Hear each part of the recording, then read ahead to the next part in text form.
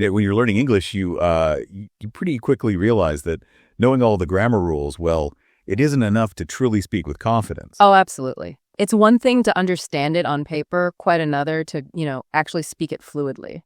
It's that feeling, isn't it? Being able to express yourself naturally. That's what we're all aiming for. It really is. It needs a different kind of practice, something beyond just intellectual study. And that's exactly where our deep dive today takes us. We're going to explore a really powerful technique called shadowing. Shadowing. Yeah. Our source material, it focuses on a specific shadowing practice challenge. It's designed to really help you, the listener, boost your spoken English, your listening, and even nail that pronunciation. Yeah, and what's so interesting about shadowing is how it tackles the mechanics of speech so directly. It's not just study, it's active. You're using your mouth, your ears, right, in a very specific way. And the source we're digging into, it features Tara from the Master American English podcast. She guides listeners through an exercise. Yeah. And interestingly, she uses a British English accent for the demonstration. Right, which is an interesting detail. So our mission today really is to unpack the how and why shadowing works so well for language learning and explore what you can actually gain from this kind of specific practice. Yeah, what the tangible benefits are. Okay, so let's really get into it. What exactly is shadowing for someone who hasn't maybe come across the term? Well, at its core, shadowing is basically imitation, direct imitation. Okay. You listen to someone speaking, and then you repeat what they say almost at the same time, like an echo. Echo, okay. But, and this is important, it's not just about repeating the words blankly. It's more holistic than that. Right, so it's not just vocabulary memorization or something. There's more going on. Exactly. Way more. Shadowing pushes you to mimic the subtle stuff. The specific sounds, the rhythm of the speech, and crucially, the intonation. That rise and fall, the melody of the sentence. The music of the language. Precisely. It's about training your mouth and your ear to sync up with how English actually flows when spoken naturally. It sounds almost like you're trying to, embody the speaker's voice in real time. That's a really good way to put it, actually. Okay. Yeah. You're training the muscles, the ones you use for speech, to make new sounds, new patterns. Right. And the source really emphasizes this.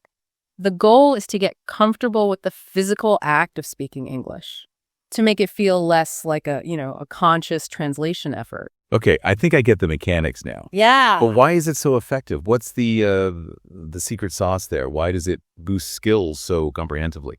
Well, its power really comes from hitting multiple targets at once. As the source points out, it works on your speaking, your listening, and your pronunciation all at the same time. Okay, that makes sense. Think about it. You can't really repeat something accurately if you're not listening really, really carefully, right? That's a great point.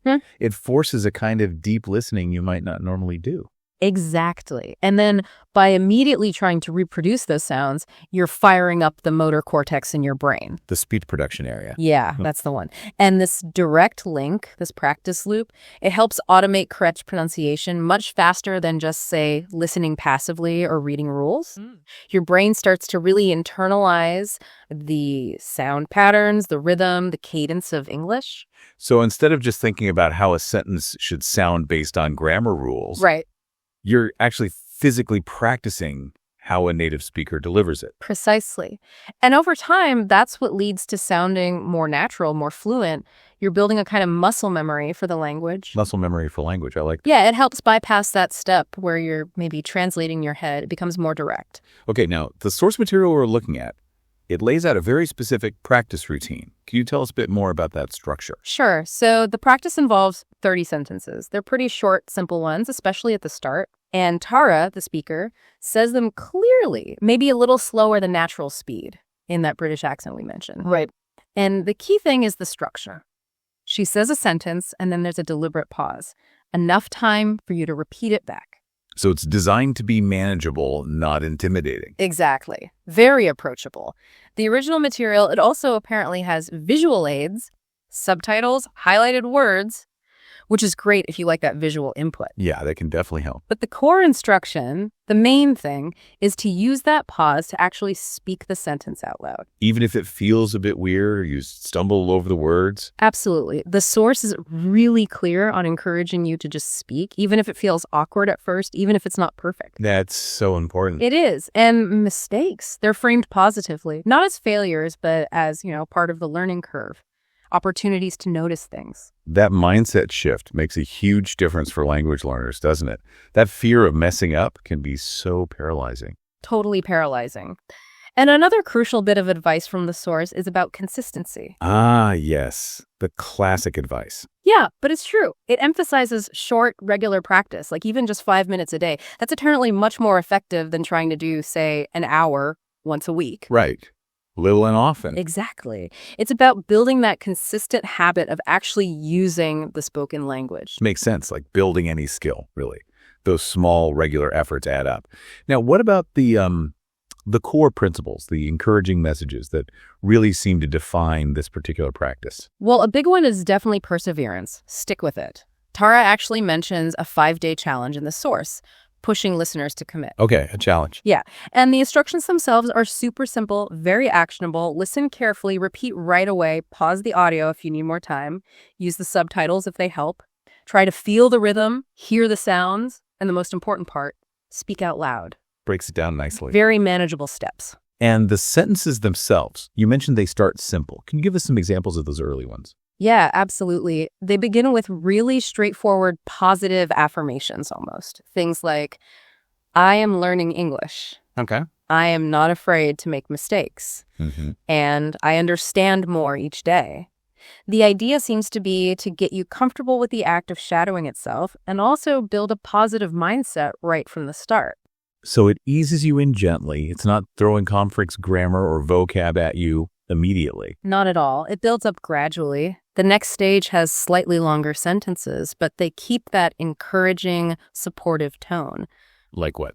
You get things like, my effort today creates my fluency tomorrow, or I am not giving up, I am growing. I like that one. Yeah, and my journey is beautiful even if it's slow. You see, the focus isn't just on the language, but on building that resilience, that positive self-talk as a learner. I really appreciate that integration of, positive psychology almost, directly into the language practice. It seems very intentional. And then the final set of sentences, they really hone in on confidence and acknowledging progress. Okay. So you'll hear things like, every day I am becoming more confident in English, and speaking English clearly is something I can do. Powerful statements. Very. And also, I am patient with myself and my progress. It's all about reinforcing that feeling of capability and being kind to yourself in the process. So there's a clear progression in the language complexity, but also this consistent thread of fostering a positive, persistent attitude. Exactly. The themes that keep coming back are patience, consistency, effort, and celebrating the small wins. Mm-hmm.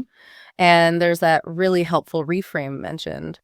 Viewing English as simply new, not necessarily hard. That's a great perspective shift. Takes away some of the intimidation factor, maybe. I think so. It can be really empowering for learners. Okay, so bringing it all together then. Based on this source material, what are the really key takeaways about shadowing? Well, the source makes a strong case that shadowing is genuinely effective.